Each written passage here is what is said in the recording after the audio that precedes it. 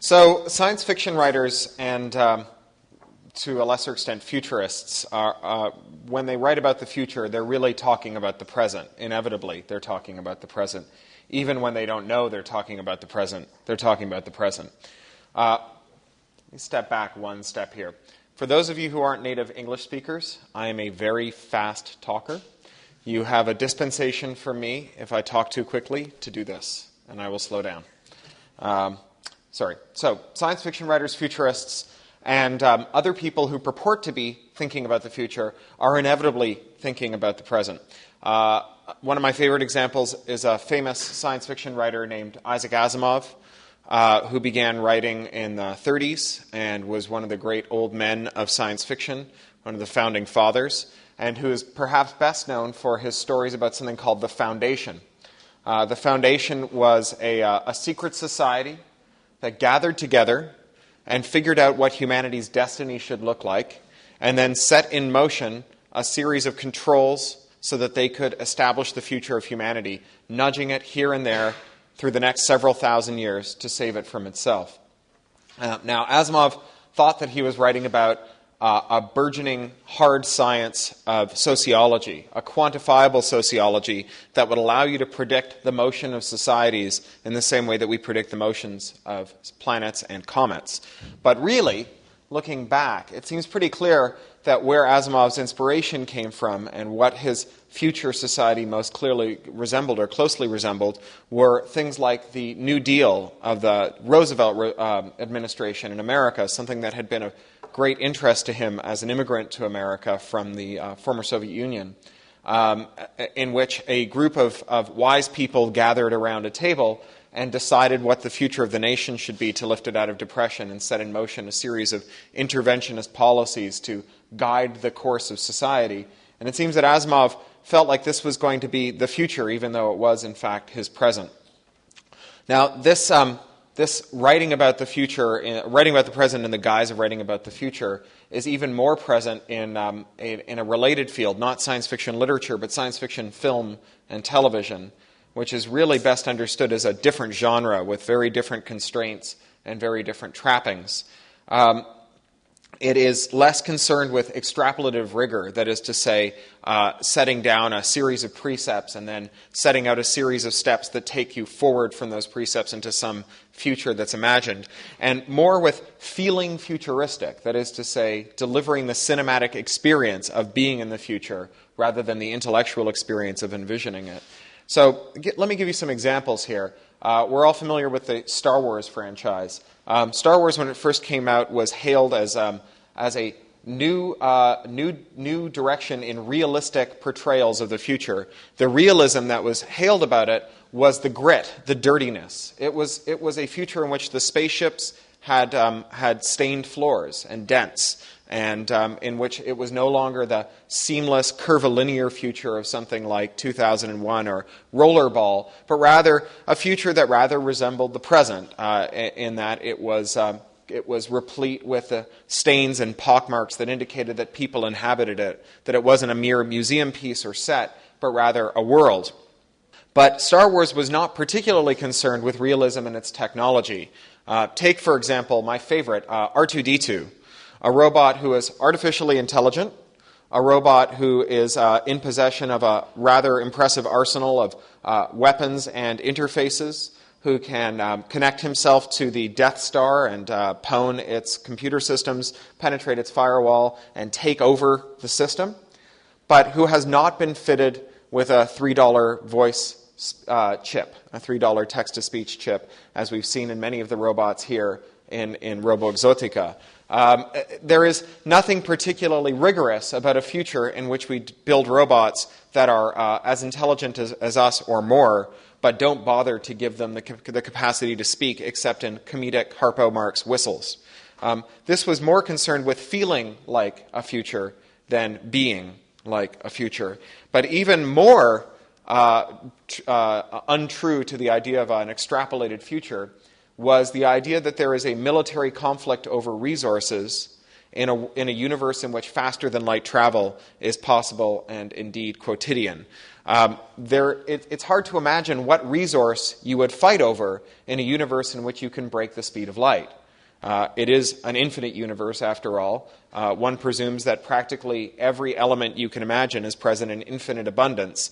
If someone wants the uranium you're squatting on, or steel, or coal, or hydrogen, or whatever it is, why wouldn't you just pick another spot somewhere else in the universe and go there and get it from them, since it seems to cost nothing and take no time to go anywhere in the universe?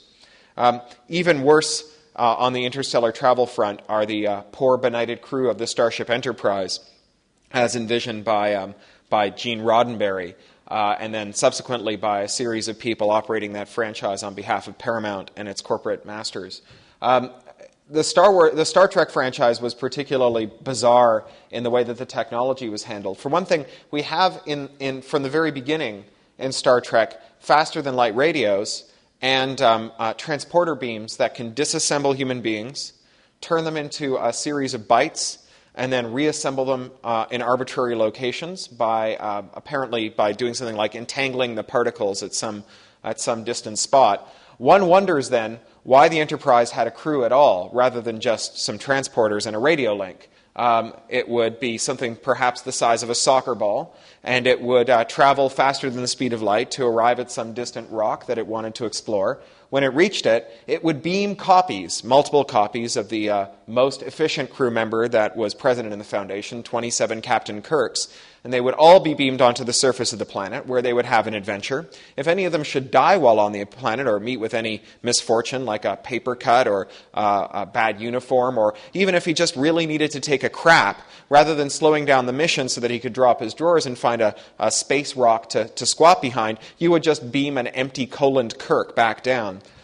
When the Kirks had completed their mission, you would annihilate them into the transporter, beam a diff and merge of their experience back to Mother Earth, and proceed on. You could have an infinite number of these soccer balls floating around the galaxy. You could explore it all in parallel, and you would save a lot of wear and tear on red shirts. So, for all that, the future that we envision in these in filmic and televisual science fiction may be, in some senses, more realistic, or at least more true, than the future of science fiction as written in books. Science fiction writers often are possessed of the conceit that they are actually writing about the future, and will protest quite vociferously that they are, in fact, writing about the future, whereas filmic and televisual writers of science fiction are generally quite upfront about the idea that they're just writing about the present in space trappings. Gene Roddenberry very famously always described his creation, Star Trek, as Wagon Train in space, Wagon Train being a famous Western television show of the era. So why do science fiction films feel futuristic? What is it about these films that are filled with the present that makes them feel futuristic? Well, I think it's because we ourselves imagine the future by a process that's very similar to the way that the writers of filmic science fiction imagine the future. There's a very good book about the way that we imagine the future called Stumbling on Happiness by Daniel Gilbert, a psychologist at Harvard University. And Daniel Gilbert writes about the way first that we construct the past. He says, well, we can see experimentally that we don't actually remember much about what recently happened to us. Our brain is very selective about what it stores. Just little threads, little bits and pieces of what we've experienced are stored in our brain. That leaves lots of space for other things that might happen in the future. And then when we try to imagine or remember back on what happened, what I ate for breakfast this morning, or what it was like the first time I fell in love, those threads that we've bothered to store of that experience are taken and woven together into a kind of tapestry that's then elaborated on, because it'll have big holes in it. We won't remember all the details. So to fill in those details, we'll elaborate on them by grabbing bits and pieces of whatever's handy. And what's handy in great abundance at all times is the present. We have a rather large supply of the present right at our fingertips, no matter where we are, no matter when it is. And so when we try to imagine the past, we generally mostly fill it with the present. So experimentally, you can verify this by doing things like taking a bunch of people and feeding them a really delicious lunch and asking them while they're eating lunch what their breakfast was like. And the people who are eating a delicious lunch will tell you at way above the average that they had a delicious breakfast. And the people who are eating a terrible lunch will tell you that breakfast was terrible as well. Because we don't really remember a whole lot about our meals unless they're truly extraordinary. Breakfasts are rarely extraordinary meals. And so we just saved a few threads of it, and that tapestry has very large holes in it, and we need to fill them in with something. And if we happen to have our mouth full of something very tasty, that's what we'll fill it with. And if we happen to have our mouth filled with something not very tasty at all, that's what we'll patch the holes in the tapestry with. This is also how we construct the future, of course. Only the future doesn't even have the advantage of being grounded with threads of something that's actually happened. We start by trying to imagine the future through a brief and not particularly rigorous exercise in future forecasting, but we necessarily have gigantic holes left in the future. And so then we try to patch it with whatever we've got lying around, and that, of course, is always the present. Very famously, Alexander Graham Bell believed that the most important function the telephone would fill would be to bring opera to the living rooms of the world. He felt this because what he had lying around in the present was a lot of stuff that people paid money to go see and hear. And he thought, well, if I could transmit that at a distance, people would pay money for that too, and that's what I'll use my phone for. He was filling his future, his extrapolation with the present.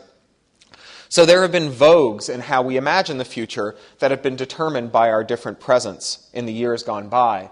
Probably the first kind of futurism that was in wide deployment was Lapsarianism, this biblical or Abrahamic idea. It actually goes back even to Babylonian times, that the world was getting worse, that we had fallen from grace, the garden was gone, the Tower of Babel had fallen, and that we would sink into a worse and worse quagmire forever or until the end of the world. Indeed, there are some strains of Orthodox Judaism that hold that no rabbi can ever overturn a rabbinical ruling from before his time, because by definition, any rabbi living in an earlier era is living closer to the perfection of the Garden of Eden. And all rabbis who live beyond that can't possibly be as close to perfection as the rabbis who preceded them. So this Lapsarianism, it's kind of easy to understand how it arises, especially in faiths where the mythologies are being constructed by bearded and serious elders.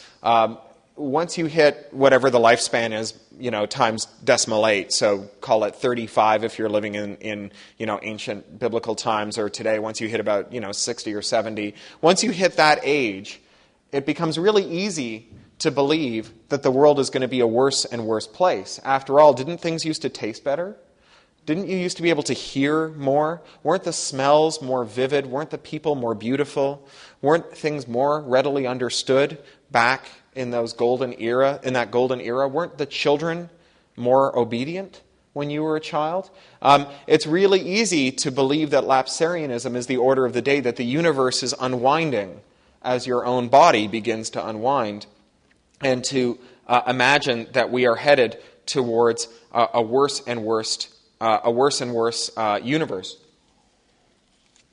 The counter-narrative to Lapsarianism begins more or less with the Enlightenment, and this is the idea of progressivism, the idea that things are getting better and better and better. And this arises in a period of great change. The Enlightenment and its discovery of a new technology, the scientific method, which is a technology for understanding knowledge, meant that each person who invented something could then have that invention be built on by someone else. And it's really easy to feel like that is not merely change, not a cycle, but rather progress, that it's going upwards and upwards and upwards. It's easy to understand that in the context of standing on the shoulders of giants, or each of us laying one brick in a great wall that constitutes the edifice of our knowledge.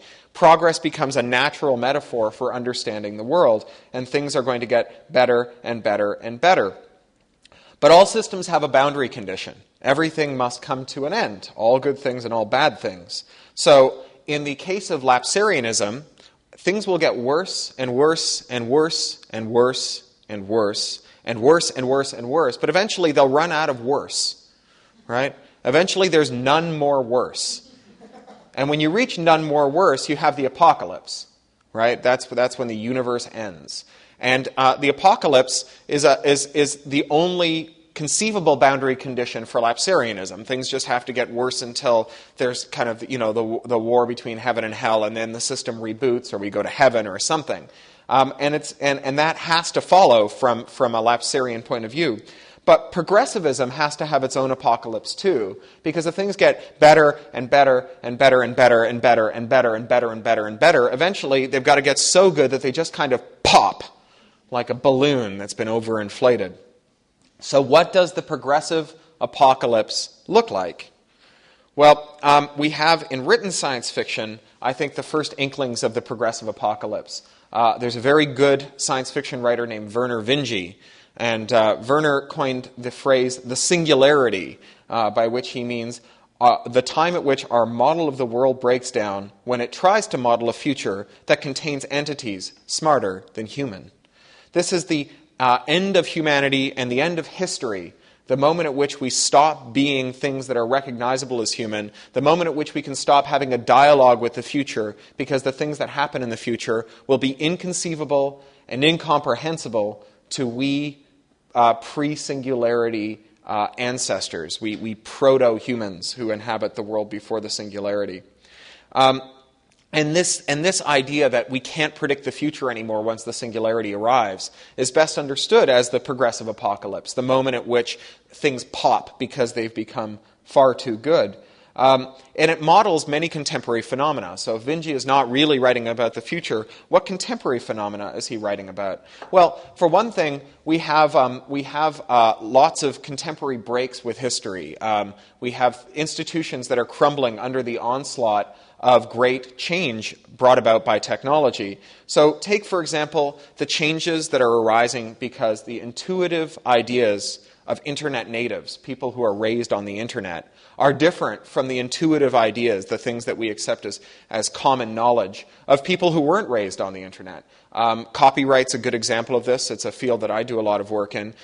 If you grew up with computers, and if computers are everything to you, and you never know a time without computers, and computers are ubiquitous, and computers are cheap, and computers aren't particularly special, it's not a piece of specialized hardware, but something you can expect to find everywhere, then of course your intuition about computers is that because they are machines for copying things, that they will copy things.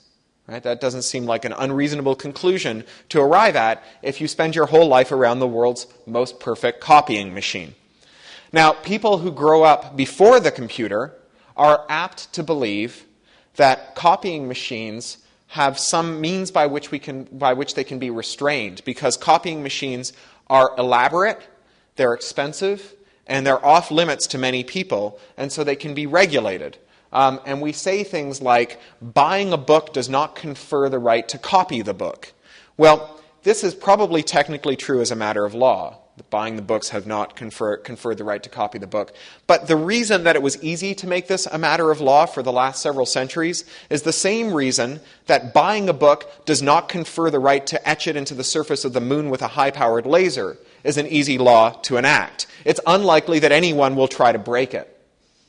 And the people who do break it will be easy to find. Right? But once computers are everywhere and essentially free, and not particularly special, and in the hands of everyone, the idea that there will be some classes of bits that won't be copied by the world's most perfect bit copiers becomes less and less plausible, and in fact more and more ridiculous. And so you have the bizarre spectacle of, for example, the recording industry, who for the last 50-some years have been giving us sex, drugs, rock and roll, gangster rap, and so on, telling us that these terrible computers and the industrialists who created them are corrupting the youth by teaching them to steal. Right? The people who gave us gangster rap are suddenly concerned about the moral character of the people who listen to it.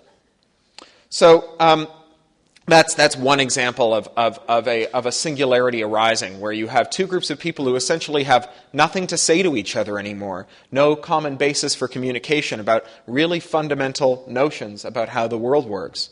Another one is a favorite of mine, the social networking service, or as I think it was Clay Shirky coined the term Yasness, yet another social networking service. So you have the Friendster, the 6 Degrees, the MySpace, the Doppler, the which? Isolator, yes, thank you, and so on, yeah, and all the rest of them. One of the inevitable consequences of joining a Yasness is that after a brief Edenic period, when the only people who are in your friends list are people who are your friends, it rapidly becomes crufty and starts to accumulate people who aren't your friends but have some social mechanism by which they can compel you to describe them as your friends. So this might be your parents, or it might be someone you don't like very much but have to see socially, or your boss, some coworkers, a friend from school that you never really liked very much and are glad to not be around anymore, but who you don't particularly want to offend and end a 25-year-long friendship. They get worse and worse and worse. Now, we old hands of the internet, we boring old farts of the internet who remember the dial-up modem days, when the Yasness came about, we thought that one of the great crises of the Yasness was that there was no way to export your information from it. That you would get locked into Friendster and never be able to jump ship to the next version of Friendster because Friendster would own all those relationships between you and your pals. And we worked to find ways to interchange data between them in the hopes that they would adopt them. But I think that looking back on it and watching how young people actually use these networks, which is that after a while it gets kind of crufty, and rather than face the social awkwardness of going through and pruning their friends lists, they just resign their account and jump over to the next service. They move from MySpace to Friendster, and shortly they'll move from Friendster to Bebo, and once they've finished turning Bebo into a littered landscape of artificial friendships, they'll move on to somewhere else. We thought that the problem was going to be migrating the data. It turns out that the last thing you want to do as you jump ship from one of these things is migrate your data. In fact, the whole point of leaving Friendster was to get away from your Friendsters so that you could once again have a profile that had nothing but friends in it. And very shortly, you will have to leave that space, and so on. Other ways in which we are having breaks with with history, and in which we are experiencing a singularity that Vinci is probably reflecting on as he writes about the present day in the guise of the future, is the plummeting cost of capital and networks. So it used to be that making stuff and starting businesses was expensive.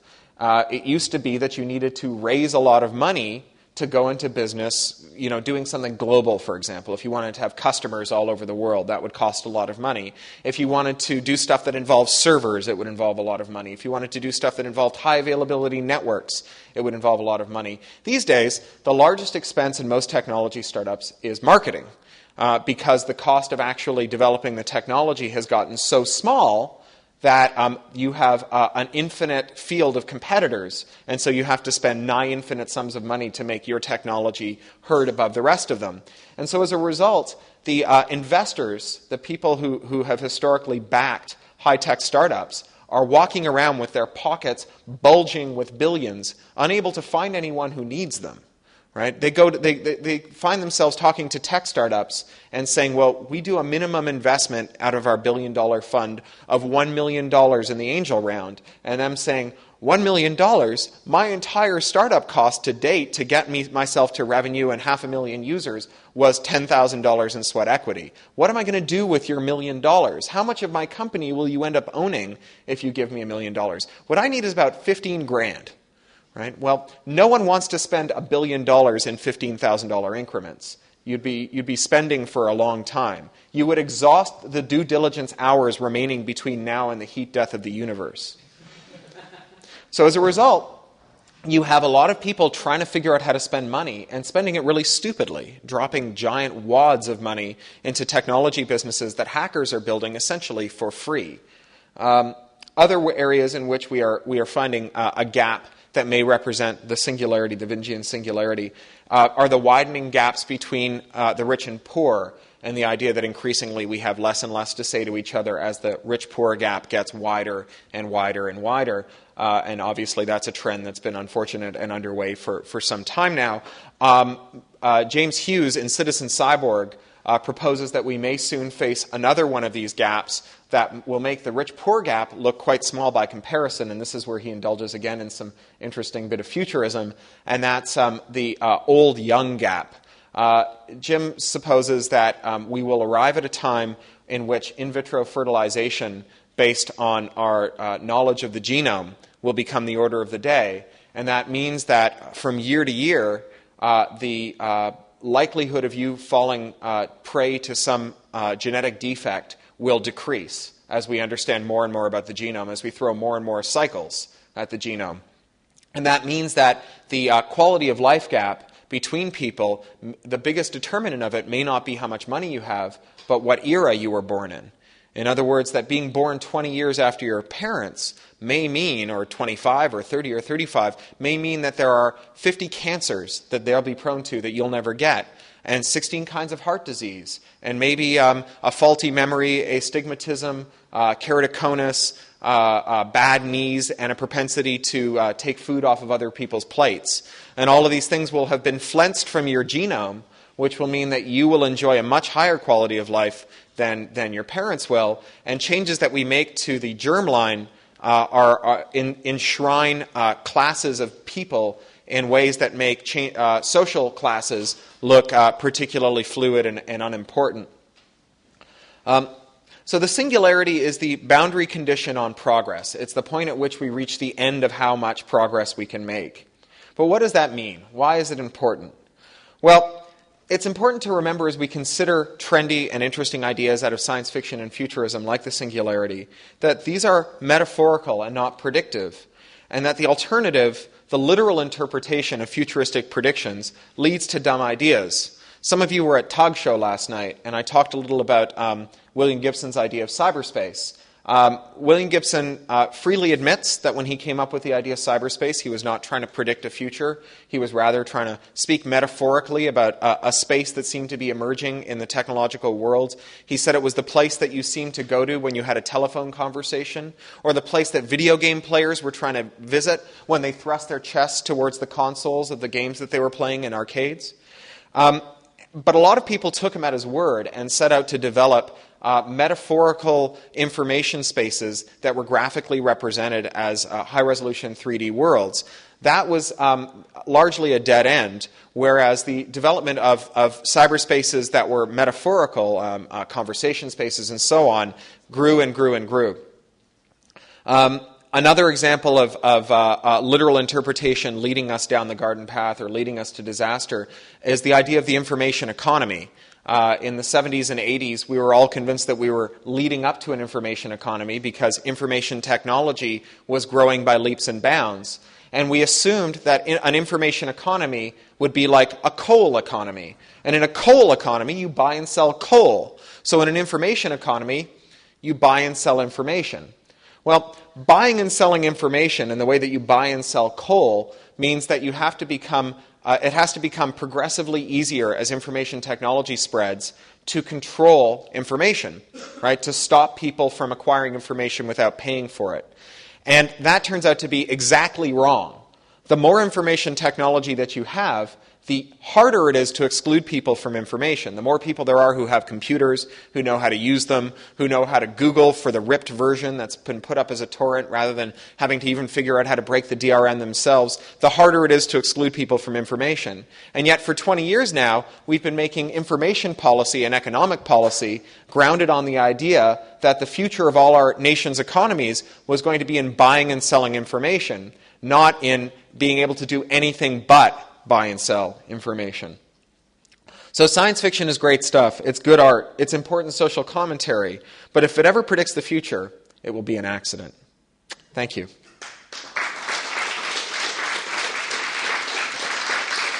Questions?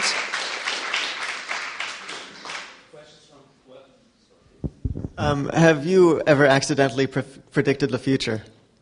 No, but I've done a lot of present predicting. So I've written a lot of stuff where I've taken a news story that I thought was kind of cool about the present day and might become a bigger story later, and written about it as though it hadn't happened yet in science fiction, and then had people email me and call me up when the story became bigger to say, oh my God, you predicted it.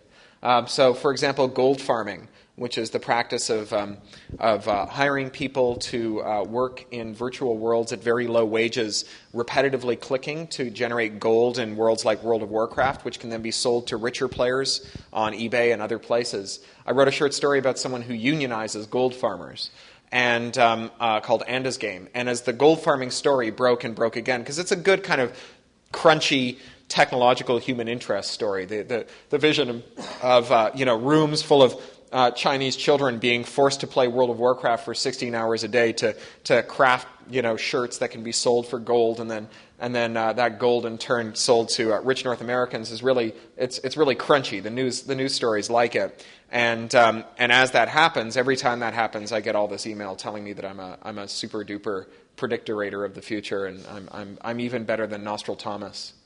I've been kind of disappointed, watching Cyberpunk never actually arrive, being a big fan of Neuromancer and the metaverse and whatever, and, as the web develops, realizing that, 3D worlds are completely ridiculous. It doesn't depend on location at all. And looking at like Spook Country now, which is being written, very much with current technology, who is writing about the future, not based on what we're doing, who's, really looking forward. Well, I mean, I would argue that even the people who claim that they're doing that, by definition, are trapped in their own biases. I was on a panel about this with a venerable science fiction writer, a great figure from the field, a guy named Robert Silverberg, at the World Science Fiction Convention this year, and he called Robert Heinlein Robert a timeline, because Heinlein used to fill the beginnings of his books with these timelines that supposedly represented his rigorously extrapolated future of the world, and it was silly, right? It was nine sigmas off what actually happened. So I don't know that there is anyone writing stuff that's not based on the present, and I think Cyberpunk was very much based on the present. Cyberpunk was really about trying to understand whether in the future computers would control us or enable us to control the world better. And I think that debate is still going on. I think that's the DRM debate in a nutshell. Does your computer control you, or do you control your computer? Science fiction is a really good way that's basically what you're saying, like to formulate a form of political critique in a certain way, because it's always about the present. Mm-hmm. So it can, I started being a punk because I read Cyberpunk. That's like my personal story of the early 1990s. Mm-hmm. What do you think? What could be the future? So we are going towards like we're moving to a world where there's a possibility of the ending of stuff, I call it that way. So if you don't need gold anymore, like there's a lot of talk about nanotechnology. So if you have nanobots going around and finding your gold atoms, there's no need anymore for something like the hard capitalism. But we're moving towards to a world of where corporations try to control the information, because the information, that's the really important thing about it, not like hard what's like a table is made out of, or what a watch is made out of.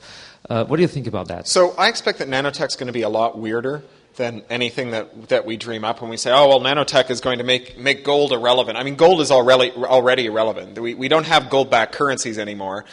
Diamonds' values are completely artificial. The De Beers cartel just pulls diamonds out of the ground, sticks them in vaults to keep the rest of the diamonds' prices up. So it's like, well, what happens when we can fabricate perfect diamonds? It's like, well, it's not like there's a shortage of diamonds, right? There's just a cartel. I heard someone from the British Phonographic Institute describing, he was meeting with a group of other industrial people, and he was saying, you people, you all make fun of us in the record industry, you see, we're hopeless dinosaurs, but you just wait until 3D printers are everywhere, and then you're going to all be where we are, because every business that depends on patents and trademarks is going to fall by the wayside as soon as the 3D printer is on the desktops of the world. And my friend turned to me and he said, well, it's kind of cool and prescient to hear like a record executive talking about 3D printers. That's pretty forward-looking. And I said, yeah, but he thinks the major effect of them is going to be to end trademark, right? That's like saying the major outcome of the development of the railroad will be that the people who make the bags that horses eat oats out of are all going to go out of business. I mean, it's true, but it's hardly the major thing to worry about in the advent of the railroad. It's not the big change that's wrought on society as a result of railroading. So I think that it's going to be a lot weirder, but I think that our anxiety about the future of nanotechnology doesn't really have a lot to do with gray goo, because we're really a long way off from nanoassemblers. Right, from nanoscale nanoassemblers that work efficiently and take stuff apart. And all this business about, oh, well, we're going to develop the framework now so it'll work later. It's like, we're going to develop the framework now for multi-threaded computing on the OS, on OS 400, so that in 25 years when they develop the latest iteration of the Pentium, we'll be able to apply it. It's ridiculous, right? Anything we develop now will be only interesting in the theoretical way that, like, that Turing's infinite paper tape is interesting to the people who have functional nanocomputers. But what it does reflect is the anxiety about the infinite copyability of information. And it's best understood as a metaphor about that when we say, oh gosh, what will we do when anyone can produce anything on their desk with nanites and currency ends and so on. It has a lot to do with the end of scarcity of information and with the creation of markets for goods that no one can make any sense out of. So there was just this run on the banks in Britain. Northern Rock, one of the great British banks, looked like it was going to go under. There were queues around the block by every one of these branches of people who were sure that the bank was about to go under, who wanted to take their life savings out. It was like, the Great Depression. And the Exchequer had to step in with billions of pounds in guarantees to say that it wouldn't go under. And the reason that Northern Rock was in trouble is that none of the other banks would give them a reconciliation loan. And banks, in the UK at least, loan each other money every night to make sure that their books balance every night. Banks basically can't lock the doors for the night unless they've got as much money on their inside as they have on their outside, on their in-chart column as they do on their out column. Otherwise, they're insolvent. And so banks normally just make these loans every night to each other, and one night this bank is up 17 billion pounds and this bank is down 9 billion pounds, and they just sort of even it out.